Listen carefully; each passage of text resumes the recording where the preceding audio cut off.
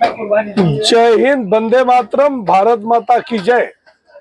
राष्ट्रवाद की बात प्रहार के साथ आप सभी का हार्दिक स्वागत है। दोस्तों, मैं अपने यूट्यूब चैनल राष्ट्रवाद की बात प्रहार के साथ पर आप सभी का हार्दिक अभिनंदन करता हूं। आज का जो विमर्श है कि टॉपिक है वो है कि बिहार के फर्स्ट फेज के चुनाव में एनडीए को मिली बड़ी बढ़त को देखते हुए बौखला गया महागठबंधन और इंडी अलायंस। अब उसमें केवल सीमांचल की जो 4 सीटें हैं, अब सब लोगों को अपना वोट बैंक एकजुट करना होगा, क्योंकि पिछली बार सीमांचल के चुनाव में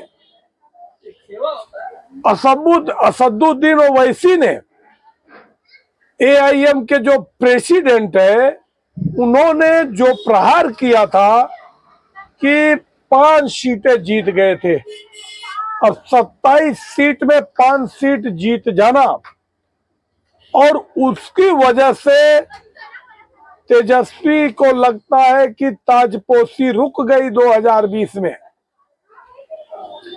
अब की बार समाजवादी पार्टी के मुखिया अखिलेश यादव अपना पूरा दमखम लगा दिए हैं कि अगर ओवैसी अब की बार निपट गया तो 2027 में यूपी में आने लायक नहीं रहेगा। अब ये बात तो मुसलमानों को ही समझना पड़ेगा कि जो पिछले आजादी के 75 साल बाद भी अगर सीमांचल इतना पिछड़ा रह गया, जहां 50% के आसपास की आबादी है मुसलमानों की, उसमें सबसे ज्यादा पसमानदा मुसलमान है जो दलित और पिछड़े मुसलमान हैं। आज उनकी जो तुष्टीकरण हुई, कांग्रेस ने दिया क्या? पिछले चुनाव में आरजेडी को महज 1 सीट मिला था, मगर चुनाव के बाद ओवैसी के 4 उम्मीदवार चले गए आरजेडी में, और अब की बार ओवैसी ने 32 सीटों पे चुनाव लड़ाया है। और ओवैसी को तेजस्वी यादव ने चरमपंथी कहा, बोला इज एक्सट्रीमिस्ट।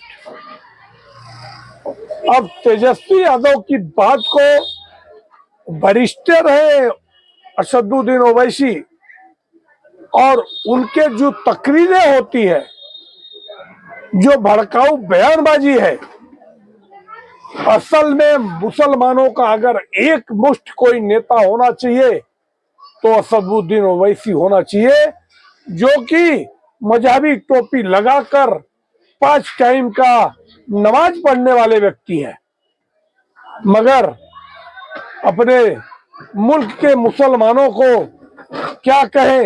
एक तरफ एक कहते कलमा और नमाज पढ़ने वाला ही सच्चा अल्लाह का बंदा होता है, मगर जब ओवैसी ऐसा करते हैं, इन लोगों को लगता है कि वो बीजेपी की बी टीम है। जबकि मैं आपको बताना चाहता हूं, यही राज्यसभा का चुनाव था मुंबई में, महाराष्ट्र का। ओवैसी ने अपने दोनों सीटों का दोनों वोट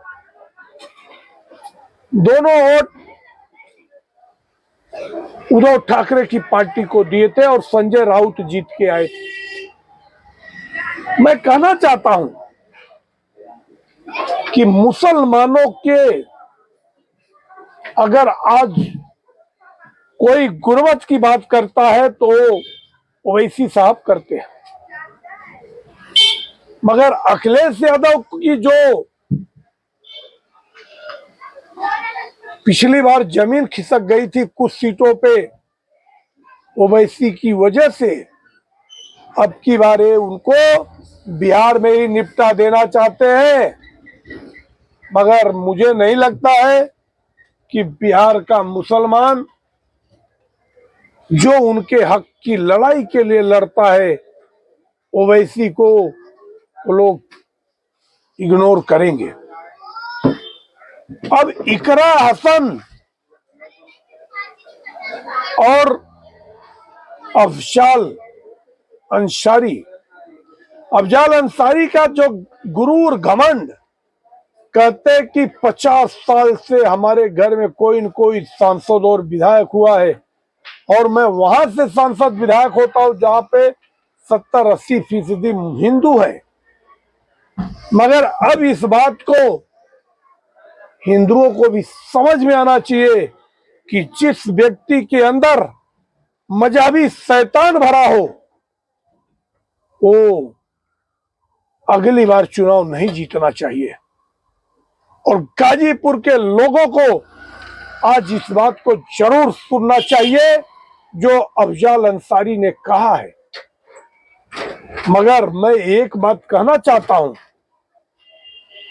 कि इमरान प्रतापगढ़ी जो कभी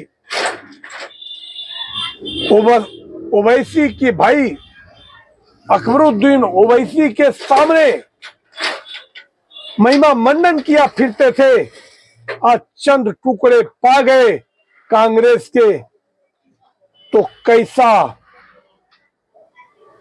जलील किया है। उन्होंने कहा कि जो हैदराबाद में तेलंगाना में एक उपचुनाव हो रहा है वहां पे कांग्रेस के लिए दरी बिछाते हैं ओवैसी और यहाँ पे दरी बिछाने के लिए रोक रहे मुसलमानों को। दोस्तों, मेरी एक ही अपील है कि हिंदू मुसलमान से ऊपर उठकर सीमांचल के, तो मेरी एक ही अपील है कि हिंदू मुसलमान से उठकर, अगर सीमांचल में पिछली बार भारतीय जनता पार्टी 8 सीटें जीती थी तो आज सीमांचल में पहली बार एक एयरपोर्ट बना, जो सड़कें बनी है 5 लाख किलोमीटर बिहार में, तो बिहार के मुस्लिम भाइयों से यही देखना पड़ेगा कि जो सबकी साथ, सबका विकास, सबका विश्वास, सबका प्रयास की बात करता है, ऐसे प्रधानमंत्री नरेंद्र मोदी जो कि बिहार का संपूर्ण कायाकल्प कर सकते हैं और बिहार के सर्वांगीण विकास के लिए एक बार बिना धर्म जाति से ऊपर उठकर भारतीय जनता पार्टी को और एनडीए के प्रत्याशियों को जिताना चाहिए। बाकी ये सिर्फ मुसलमानों को डराकर राजनीति करने वाली महाठगबंधन पार्टी, इनसे सावधान रहने की जरूरत है। जहां जहां आज भारतीय जनता पार्टी की सरकार है वहां पे मुसलमान खुशहाल है। बस सच्चे देशभक्त मुसलमानों को सोचने की जरूरत है कि ये जो घुसपैठिए बांग्लादेशी रोनिया आ रहे हैं, ये आपके ही संसाधनों को ग्रैब कर रहे हैं, आपके बच्चों के भविष्य को छीन रहे हैं, आपके भूभाग पे उनका कब्जा हो रहा है। मगर ये सियासी दल सिर्फ अपनी सियासत चलती रहे।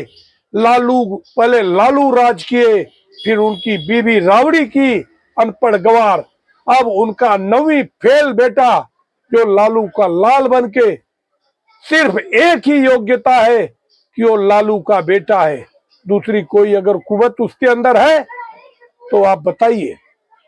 तो आप लोगों को अपने बच्चों के भविष्य के लिए वोट करना है, न कि ओवैसी और न ही लालू और न सोनिया गांधी।